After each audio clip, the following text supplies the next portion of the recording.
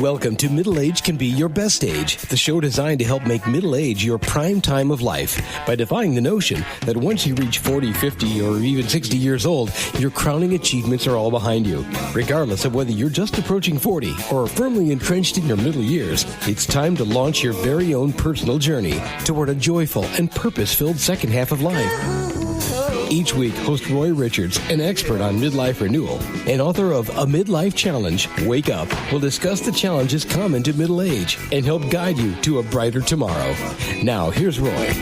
Well, as we charge forward toward the holiday season, it may be especially a difficult time of year for those of you who recently lost a loved one, a parent, a spouse, a sibling, or God comfort you, a son or daughter. And whether your loved one died in this calendar year or earlier, bittersweet memories of the departed tend to come back around Christmas, Hanukkah, and New Year's as we remember past holiday celebrations in their presence. But to help lighten your spirits over the holidays, I've invited a guest who is no stranger to the presence of death and dying. My guest, Margo Lenmark, grew up in her family's Midwestern funeral home and is, in fact, an Undertaker's daughter. But here's the good news. Margo is here to tell us how she learned that death is not the end.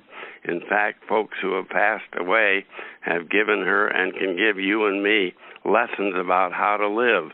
And here's a worthy goal. Let's spend the holiday season every day of the year celebrating the lives of departed loved ones rather than mourning their deaths while opening ourselves to learn valuable lessons along the way. And in fact, Margo Lenmark has written a brand new book on the subject of death and life lessons. It's titled Life in the Mourning, Memoirs of an Undertaker's Daughter. And by the way, the title is spelled Mourning, not the morning time of the day. And here's Margo's bio. She was born in northern Wisconsin and has journeyed far from her Midwestern roots for an exciting and fulfilling life and service to others, has taught stress management to executives of major U.S. corporations, including General Motors and McDonnell Douglas, also has taught meditation to individuals and groups as far away as Egypt, India, and the Philippines, and she's taught yoga to those seeking health and relaxation close to her present North Carolina home, and she's a former top salesperson for Books Are Fun, and subsequently started and managed an alternative health center in Palm Beach, Florida, and her current day job is a successful real estate broker in the Blue Ridge Mountains of western North Carolina. And hello, Margo Lenmark. It's great to have you with us during this sentimental time of the year. Thank you, Roy. It's really nice to be here. Well, let's begin with your background. You grew up as an Undertaker's daughter in Wisconsin. What funeral responsibilities, if any, did you share growing up? And did you actually reside in the funeral parlor? Did you attend many funerals? And what was it like living daily in the presence of death and mourning? No, we did not grow up in the funeral home, but I visited the funeral home a lot because I would go there after school. My father would give me a ride home and things like that. So I was around death and grieving a lot. But I really developed, I think, quite a perspective on death from that. And when I got older, it had a really good effect on me when people around me started to die. Yeah, you tell us that your life growing up was anything but morbid, and observing your cheerful demeanor and your accomplishment-filled career in marketing and instruction, you certainly don't appear to be the laid-back product of a funeral parlor upbringing. What do you credit your vibrant enthusiasm for being alive? Well, a couple of things. One is the DNA from my parents. They were very lively people. Well, they were in the wrong business then. They were. Well, when you read the book, you'll see. Yeah, exactly. You'll see from my father, he was really deep, wonderful, compassionate man. And he was the one you wanted to talk to if somebody died. He had the ability to really help people through that deep grieving process that they were going through. That is such a talent that the really accomplished undertakers and funeral parlor managers have, I think, that so many lack. Is that deep understanding, and they're not faking it and whispering around you. Right.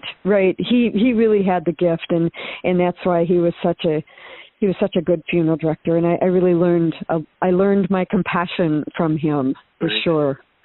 Well, in your book's promotion, you inform us that you learned growing up that death is not the end, and that death can actually teach us how to live better lives. Can you cite a couple of examples of lessons you were taught by the recently departed souls whose body were passing through your dad's funeral parlor? Well, the lessons that I learned were from people that I knew. I didn't learn these lessons from the people I didn't know. I see. But the lessons, it's really interesting because the people that have been very close to me who have died have left me very clear messages about life and how to live. And isn't that just what we want, is for people to come back and tell us what's important about life? Well, these people did. Yeah, and so I learned really important lessons about resolving things in life. Like from my mother, I learned the lesson of resolve, and because of her, I have kept every relationship resolved ever since then. I will do whatever it takes to make sure that there's not a misunderstanding between me and somebody else, because I'm very aware that I may never see that person again. Yeah. That person could die, or I could die, and I don't want to live with regret. And that was really a very, very important lesson that I learned from my mother. And so I don't have regrets. I have all my relationships nice and neatly resolved. There's nothing going on that needs to be taken care of between us. So I kind of use death as an advisor. It sits on my shoulder telling me how to live life and to make sure that I'm living it really, really well with that person right now in the moment. Well, that's a great way to put it. Death is on your shoulder, but it's not a burden. No, not at all. No, it's just a reminder to really live well in the moment with the people that you are with. Well, you have a chapter in your book titled A Worse Pain Than Death. Pray tell, what is this horrendous pain, and what, if anything, can you and I do to avoid it? Well, that's the chapter I'm talking about. A worse pain than death is regret. Is the regret of knowing that you can't go back to that person and tell them that thing you wish you would have told them. Yeah, you can't go back to that person and resolve that situation. That is the pain worse than death, and I learned that with my mother because I had resolved my relationship with my mother right before she died. It's quite an interesting story. When she did die, I cried really hard for about 15 minutes, and I never cried again because I didn't have that terrible regret that, oh my God, I can't tell her I love her. I can't tell her I'm sorry for that thing that happened. That is a pain worse than death. It really is, because it'll haunt you after they die if you don't have it resolved with them before they die.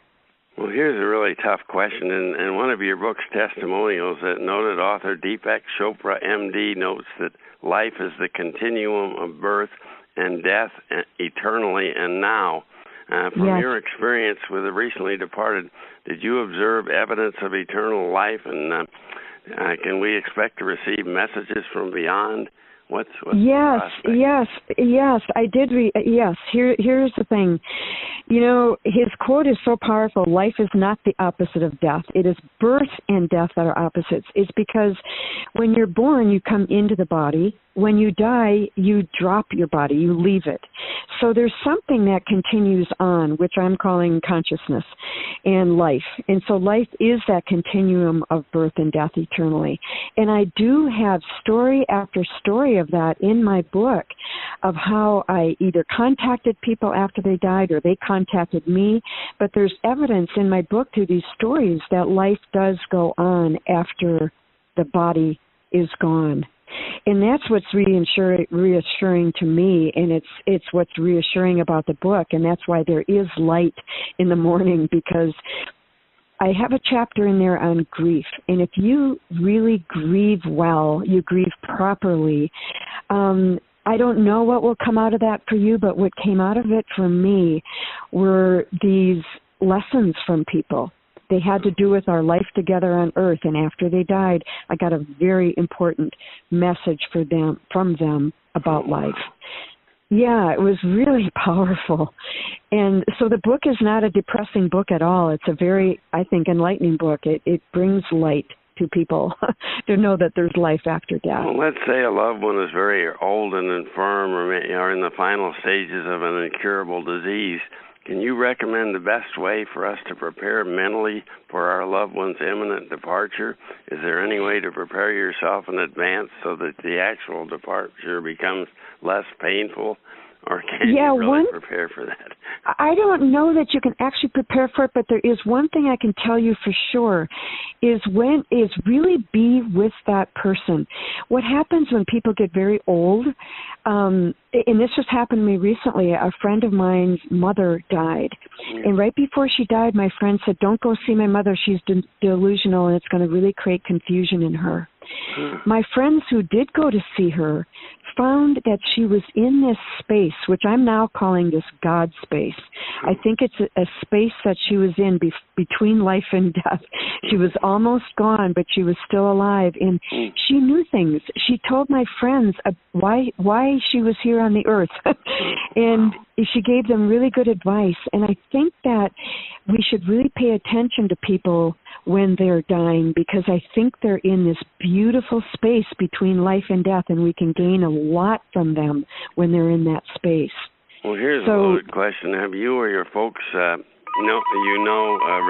any clear messages from beyond confirming the presence of heaven and hell? And is it possible to receive a message from a departed loved one telling us that they're doing extremely well and they're experiencing eternal bliss? Or how about mournful messages from the other side warning about the agonies of hell?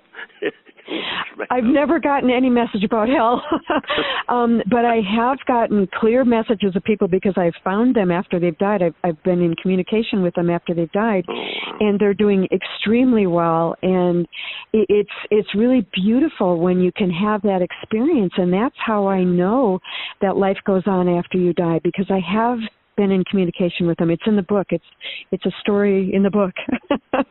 There's several stories in the book. Yeah, we had a similar experience with let me ask you about this. Our precious adult daughter, Kristen, died in a plane crash on New Year's Eve 2006. And over the next several months, my wife and I received several messages from her, misplaced items that mysteriously turned up, a string of lights, and a kind friend who overheard our daughter, Kristen, proclaim, "I'm fine," and she chuckled just the way she always did in life. However, since that time, we've received no further signs.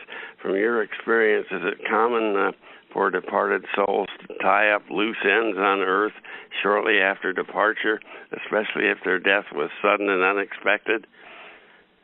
Yes, exactly. That's exactly what happened to me, Roy, is people left me really, they got in touch with me after they died, but then there came a time when they didn't anymore. Yeah. And I think they're around to let you know that they're okay, so that they're there to comfort you and let you know that. But then they move on, and I believe they do. Yeah, and they're fine. That's exactly what we've had comfort ever since then, because we knew that that voice that woman quoted at the craft fair we were at sounded just exactly like Kristen, and she had been communicating with her. So. Yes, exactly. I've had many of those experiences, and it's really reassuring, and it just brings joy to your heart, because you know for sure that was that person, and you know for sure they're okay and that they told you that. And so it's so wonderful when that happens. I'm glad you had that experience. Yeah, well, let's talk about your new book, Light in the Mourning, Memoirs of an Undertaker's Daughter. What prompted you to take time away from your busy life as a successful real estate broker to write this book about death, grieving, and the departed's journey to the other side? What prompted you to do that? What prompted me was about 22 years ago when I told somebody about the experience of my father dying. They said to me after I told them the story, "You have got to write that in a book. That is really important. People need to know that." Yeah. And I told her at the time, I said, "I'm not writing a book. You just asked me and I told you, you know." Yeah. But then when my brother died, in 2006, also, Roy, the same year as your daughter, and I'm so sorry to hear that. But when he died, I just thought, I've got to write this book. And I thought whatever comes out of this book will be my living memorial to my brother, because I had big questions all over again, like what if it's not true what I believe? What if I don't see him again? So I was really grieving, and I thought whatever comes out of this will be my memorial to my brother. And so that's what prompted me to write the book. And it took 12 years to write because I was busy, and it's not easy to write a book when you haven't written one. There was before. one message you would like readers to take away from your book. What would it be? That our loved ones do not die. They do not die. They are with us. Yeah. Where should the best place for listeners to go to preview and purchase your book? I'm sure a lot. Yeah, they can. Thank you. They can go on Amazon, and there's two books called Light in the Mourning. Mine is Light in the Mourning, Mourning, Memoirs of an Undertaker's Daughter. Yeah. And they just look for your name. Yep, Margo Lenmark. Yep, yeah. They can look for my name and they'll find the book, and I hope they do, and I really hope it brings light to their mourning. If they're not grieving, they will still get a whole bunch out of it. A lot of people bought the book and have called me and said, "Oh my God, I love your book. It did so much for me. It clarified things for me." So you don't even have to be grieving to enjoy the book, I think, because it's really, really great lessons for life. So they should go to Amazon then to purchase your book. Do you have any kind of a way for somebody to contact you if they want to do? Yes, they certainly can. I also have a website. It's called www.lightinthemorning.com. Okay. And they can email me. They can Google me and call me. Other people have. I've had people write me letters. So you can find me. Okay. Google my name and you'll find my number. Or if you want to buy a home in your beautiful area of Western North Carolina, I guess we could. Google me again. I'm a realtor. Yeah. Well, as the old saying goes, only two things are certain in life, and that's death and taxes. And I can't help you with taxes, but at least they aren't due until April. And as for death, the loss of loved ones can be painful, mostly because we've lost the face-to-face contact with the ones we departed loved ones. But on the other side of the coin, every departing soul leaves behind important messages for the living, as Margo has pointed out, and it's up to each one of us to grasp those messages and then to live life to the fullest in service to others, to pass it on and grieve as long as you need to, but then move on to a productive remainder of life, because that for certain is what your departed loved one would want you to do. I'm sure nobody who's passed on would want their former spouse or former daughter or whatever your relationship is to grieve through the rest of their lives, because that doesn't really serve anyone, including the departed. Exactly. So, Margo's inspiring new book, Light in the Mourning, will help point out the way. And thanks so much, Margo Lenmark, for joining us here today, and best of success in your new book. Thank you so much, Roy. I've really enjoyed this talk. And thank you so much for being here, and keep that in mind that as you celebrate the holidays, that it was wonderful having your relatives there. By the way, have you ever heard? I've heard we had a guest a couple of years ago that said departed loved ones often like to visit their former families during the holiday season. Should we anticipate maybe someone dropping in? You never know. I don't think we have control over that. I certainly don't. No. I would love it if they dropped in, but after a while, they don't come back to me anymore. So that's the same experience. It's not to say they won't. Yeah. We'll see them all someday anyway. And thank you so much, Margo. Have a wonderful you, Roy. Holiday season, and best of success with your book. Bye-bye for now. Thank you so much. Do you feel like your life is out of control, that other people and circumstances are managing you? You become so bogged down with workplace, family, and social responsibilities that you've kind of lost sight on your purpose and your potential for greatness. Heck, you haven't really considered how well you're doing. If so, here's a unique idea. Why not evaluate the past, assess where you are today, and help guide yourself forward by scoring your life like a round of golf? In fact, legendary golfer Ben Hogan once likened life to golf. He said, as you walk down the fairways of life, you must smell the roses, for you only get to play one round. So what if your life was like a round of golf? It may sound crazy, but please stop to ask yourself a couple of questions. What kind of round have I had thus far? And over the front nine, have I been over or under par? And what lessons have I learned to help me on the back nine? And secondly, most importantly, how am I going to finish the round, the one and only one that's been granted to me in this life that I have to live? Are you prepared to energetically approach each hole over the rest of your life while never neglecting to take time and soak the opportunities and wonders of God's creation? And my next guest, Andre Wu, takes Arnold Palmer's metaphor a giant step further, breaking down our 80-plus years of living into 18 holes and then assigning each hole a par. And in fact, he's written a brand new book on this very subject titled The Round of Your Life, a book on golf and life. And he's here today to preview his book and discuss why it makes sense to create your own life scorecard and to keep score hole by hole as you go along.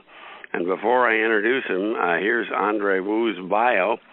He was born in Vietnam and brought by his mom to the U.S. as a toddler during the Vietnam War and has thrived in our country as an adult. And he has a doctor of physical therapy and practiced his trade for 20 years, including 6 years as owner-president of Absolute Physical Therapy in Houston, Texas. He subsequently spent 2.5 years as owner-administrator of a senior home health care franchise, and presently he's a full-time author, now working on his second book. And as Andre himself puts it, mostly he is a proud husband and father of 3 young children. And guess what? You'd expect a fellow who wrote a book about golf to be a scratch golfer, but that's far from the case. In fact, Andre describes himself as an unaccomplished, high-handicap golfer who can't reach 95 on a consistent basis. Welcome to the club. But here's the important thing, high or low score, Andrew Wu loves to be out on the golf course with friends. And hello, Andrew, thanks for putting your golf clubs away long enough to speak with us today. It's my pleasure, Roy. Appreciate you having me on. Well, let's begin with the basics. You encourage all of us to lay out and score our lives as we go along like a golf scorecard. How do you suggest we break down our lives into holes? What is a hole in your definition? Well, I basically divide the average lifespan of the current U.S. citizen to a front nine and a back nine. The current lifespan is about 80 on average, so I broke the first 40 into the front nine and the last 40 into a back nine. And from there, I further divided into the 9 holes in the front, 9 holes in the back, based on just a natural, chronological, and physical development and life stages of a person. So, for example, I know it makes a lot of sense to break the front 9 and back 9 at 40 because generally people consider when we reach 40, we're in starting middle age, or at least we're well into it. That's right. That's right. Yeah. And into like a midlife crisis for many folks as well when they take a step back and reflect, hey, what have I done in my front 9, my first 40 years? And so that's one of the points of my book is your perspective and the approach that you take in viewing that. So, cup half full or cup half empty. If it was cup half full, then you would say, man, I haven't done enough, or what have I done? Or, I wish I had done this, I wish I had done that. Versus cup half full would be, wow, I still have another half front, 9 holes to go, half round. Yes, and I there's would lots hope more that most of opportunities. us take that half full approach, because it doesn't make a lot of sense to sit back and mourn over the mistakes we've made and the deprivations we had when we were younger, because it really doesn't help unless we can use things That's bad right. that happened as an example of what to avoid in the future, but we don't want to sit back and blame others or blame ourselves for where we... And that's very powerful thing there that you mentioned there, Roy. One of my mantras, there's no such thing as mistakes, only lessons. And that's a good way to put it. But we won't learn. Go ahead. We don't gain insights on those lessons unless we take a step back and actually reflect on what happened, face the facts, not our stories, but our facts. Yeah, a lot of times, we put our own stories and our own twist and spin on what actually happened. But if we just take an unemotional, neutral step back and just state the facts as they are, then we can come away with the true lessons and the gifts. Yeah, it's tough to do, but it's so valuable to step aside as an impartial observer and when you're scoring yourself, rather than be all emotionally charged in doing it. But your scorecard lists is par for each hole. For example, hole 1, birth through 4 years old, you assign a par 4. Par 4 for 13 through 18, you actually have a par 5. And some other holes you have a par 3, like 46 through 50. Under your life scoring concept, should we all have the same par, or is it up to each one of us to establish our own pars? And it's really up to each. Yeah, it's really up to each one to establish your own par. What I did was just set what worked for me, what applied to my life, and how it transpired, unfolded. And so that I use that as just a basic foundation, so that readers can come in and then they can tweak it and adjust it and customize it to suit their own life and how their life unfolded. Well, I know it makes a lot of sense to have a par 5 on the age 13 through 18, because those are the teen years.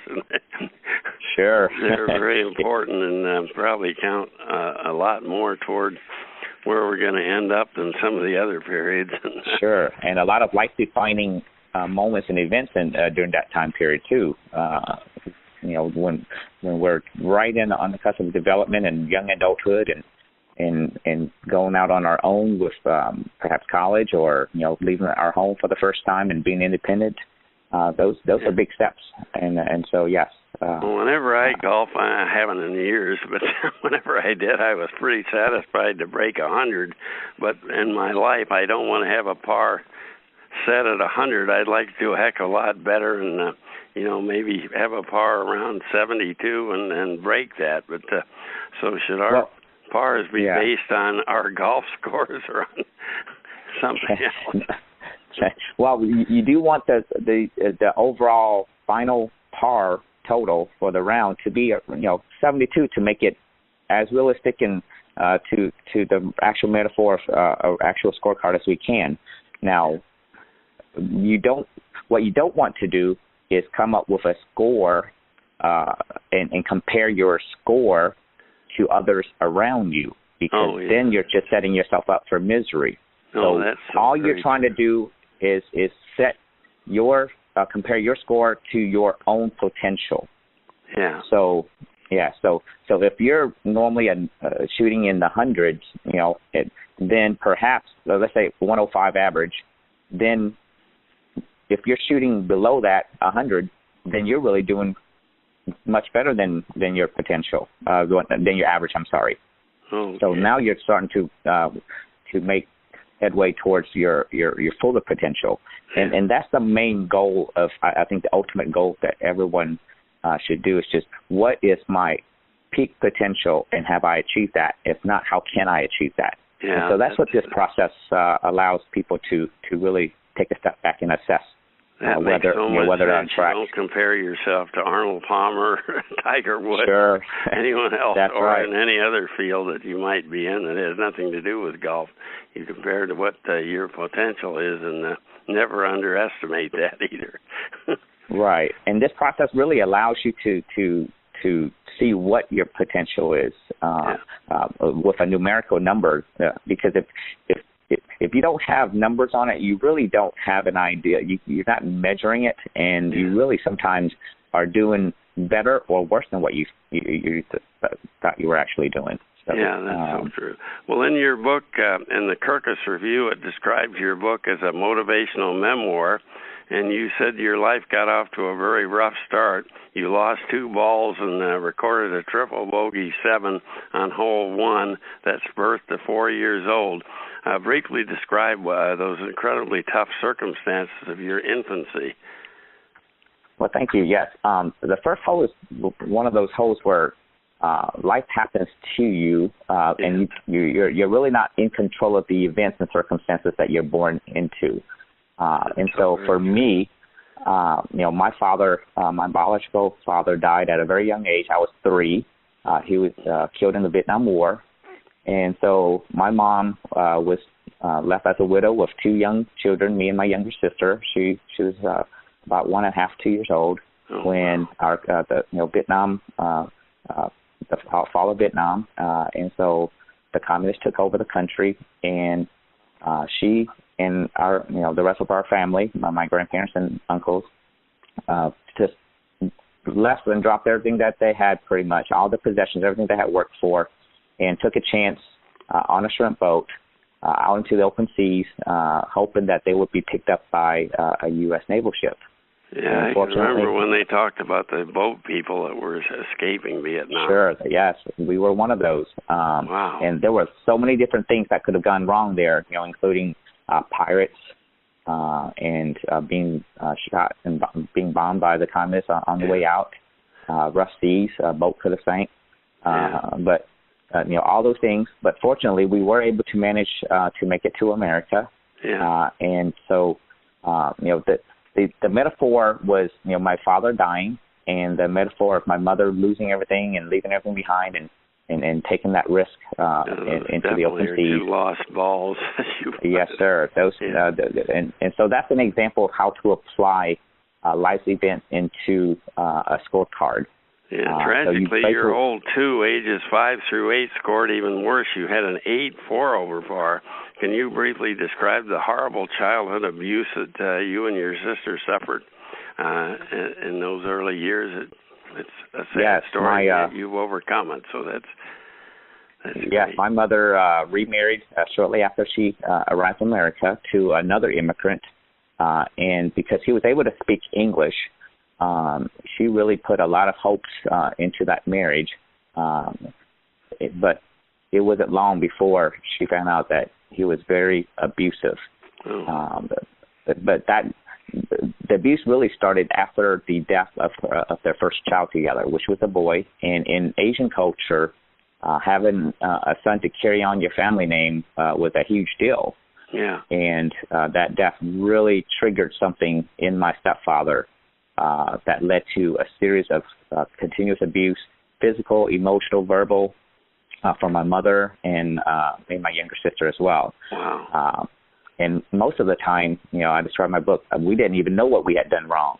Yeah. So we were really too poor to have a vacuum cleaner, for example. And so one of the things he would force us to do is just really crawl around on our knees in every room and just pick up all the loose dirt and paper and lint and trash that we could find. And upon inspection, if he saw that it wasn't to his satisfaction, or he found something that we missed, then we would be punished for it. What a horrible thing for little kids to go through. I just cringe when I think about it, and yet you've overcome all that. It's so wonderful. Now you have 3 kids of your own. Well, what was your first subpar round of your life? My first subpar round was, I think, on hole 7 is what I had on my scorecard. And looking back on the hole 7, that was up here when I was 27 to 30 years old, and that was really when I first met my wife and found the love of my life, and ended up proposing to her. So that was a big win in my book. Yeah, that was a birdie for sure. Yes, that was a birdie and a par 3. Well, as an adult, you've accomplished 2 major career transitions. What criteria do you recommend in evaluating whether or not to remain in your present job and career? And is it possible to have fun while you earn a living? Yes, that I came to a crossroads before I decided to go down this journey of writing a book and being an author. I had been burnt out in physical therapy, and I had always been big into self-development, personal development, self-help, and big into reading materials from Jack Canfield, Tony Robbins, those type of people, major influencers that leave. Yeah, that leave trails. One of Tony's mantras is success leaves clues, and so I was really diligent at really exposing myself daily on a daily basis to all the positive thoughts to help me overcome all the negative in my life. Oh, great! All the bad trauma that I've experienced. So one day I came across this video by Steve Harvey. It was called Jump. And the story that he shares is that anybody that's ever done anything great in life has always had to walk up to that cliff, to the edge of that cliff, and take a leap of faith and just jump. And most times when you jump, you don't know whether your parachute's going to open or not, but you just have to trust that God has a plan, a bigger plan for you, that your parachute will open. And so that's what I did. I said, hey. I'm not happy. I'm not enjoying what I'm doing, and I'm just finished my front 9. I really want to make the most of my back 9, and what do I want to do? What type of life do I want to live, and what type of legacy do I want to leave behind? Well, whatever you score yourself or your life thus far, above or below par, what are some worthy goals for the remainder of your life? I know you had some great goals there that you included in your book. Yes, the goals is to. Are you talking about the lessons that I've learned, or the goals that you set for yourself for the rest of your life? Given wherever you stand at this point in your life on the front 9, what are some worthy goals for the back 9? To me, in my book, is really to make the most of your potential, like what we discussed earlier, and really enjoying the round and not be so focused. I know the scorecard gives us perspective, but to not be so focused on that, because lots of times you get too focused on the score and you kind of lose sight of the forest from the trees, if you will. Yeah, you concentrate on one hole at a time. That makes a lot of sense to me, rather than regretting the past. That's You're right. on hole 10 now or 11 or whatever. It makes no sense to keep mourning over how you did on prior holes, although you can use that as a lesson for yourself. But and one of the powerful stories that I just came across recently was I really don't remember the guy's name, but he is such an inspiration in that he was born with no arms and no legs, but he set a goal to climb Mount Everest, and he was almost to the top when he just felt his body he just didn't feel like he had enough to make it to the very end. And that's when one of his companion climbers told him, hey, just focus on the next step, if you will, for him. Yeah. So that's what he did. He just focused on the next step, and he knew he could do it. And then after that, he focused on the next step and the next step. And so recently on a run, I just started a regimen where I'm running again. And towards the end of that run, I just felt like, hey, I can't do anymore. But what I did was focus on the next.